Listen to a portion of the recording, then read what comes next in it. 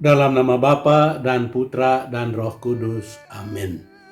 Bapak, Ibu, Saudara-saudari terkasih, salam jumpa kembali dalam renungan inspiratif Hari Raya Tritunggal Maha Kudus berdasarkan Injil Yohanes bab 16 ayat 12 sampai 15. Terpujilah Allah Tritunggal Maha Kudus. Bapak, Ibu, Saudara-saudari terkasih, ada sebuah legenda tentang Santo Agustinus. Seturut legenda itu, pada suatu hari Agustinus berjalan-jalan di pinggir pantai sambil merenungkan misteri Allah Tritunggal Maha Kudus. Tiba-tiba dia melihat seorang anak kecil menggali lubang dan berusaha mengisi air laut ke dalam lubang itu. Agustinus bertanya kepada anak itu, "Apa yang Anda lakukan?" Anak itu menjawab, "Saya berusaha mengeringkan air laut ini dan mengisinya ke dalam lubang yang saya gali ini."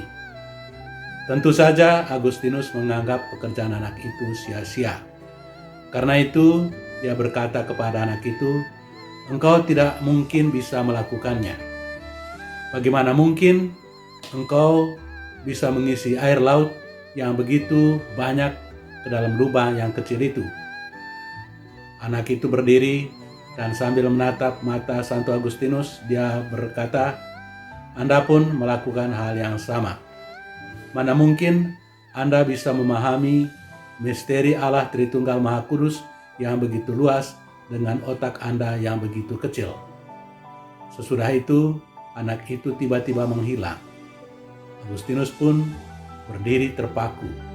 Siapakah anak kecil itu yang berani mengungkapkan kebenaran itu dan kemudian tiba-tiba menghilang?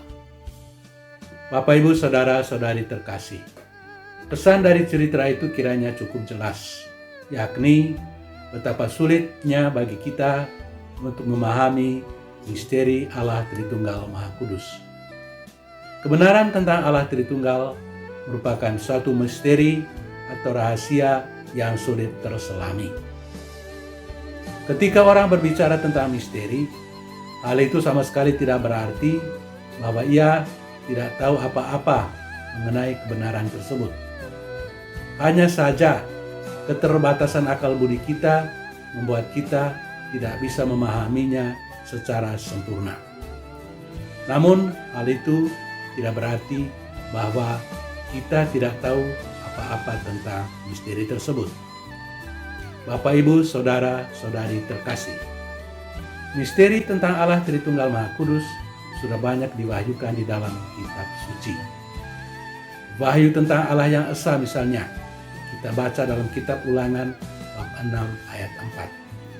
"Dengarlah hai Israel, Tuhanlah Allah kita, Tuhan itu esa." Tetapi ketritunggalan Allah itu juga sudah diwartakan di dalam Perjanjian Lama dan disempurnakan di dalam Perjanjian Baru. Dalam Kejadian bab 1 ayat 1 sampai 3, kita membaca wahyu tentang Allah Tritunggal.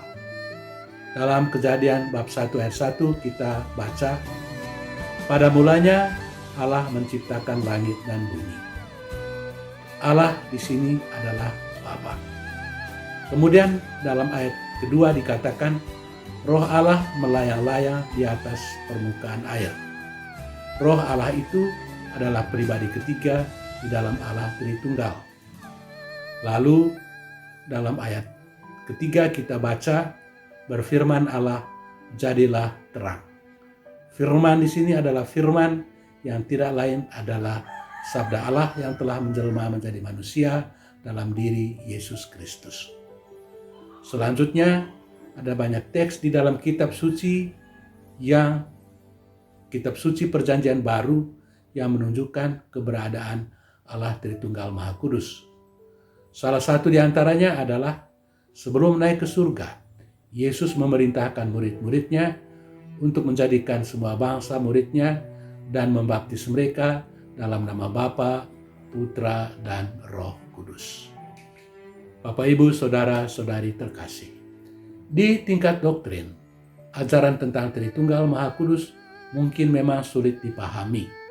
Tetapi pada pesta Tritunggal Maha Kudus ini, kita sesungguhnya merayakan pewahyuan kasih ilahi Allah kepada manusia. Pertama, Tuhan mewahyukan diri sebagai Bapa, pencipta langit dan bumi, serta segala isinya.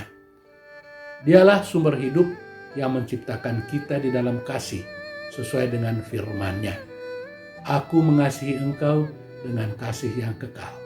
Yeremia bab 1 ayat 3. Kedua, Tuhan menjelma menjadi manusia dan mewahyukan diri sebagai Sang Putra. Dia adalah saudara kita, sulung dari yang sulung dan bungsu dari semua bungsu, yang mengorbankan nyawanya bagi kita yang berdosa. Tidak ada kasih yang lebih besar daripada kasih seorang yang menyerahkan nyawa bagi sahabat-sahabatnya. Ketiga, Tuhan mewahyukan diri kepada kita sebagai Roh Kudus. Kasih ilahi yang menghidupkan. Kasih Allah sudah dicurahkan ke dalam hati kita oleh Roh Kudus yang telah dikaruniakannya kepada kita. Roma bab 5 ayat 5. Oleh karena itu, marilah kita berdoa, Tuhan, berkatilah kami umat-Mu, dalam nama Bapa dan Putra dan Roh Kudus. Amin. Tuhan memberkati kita. Amin.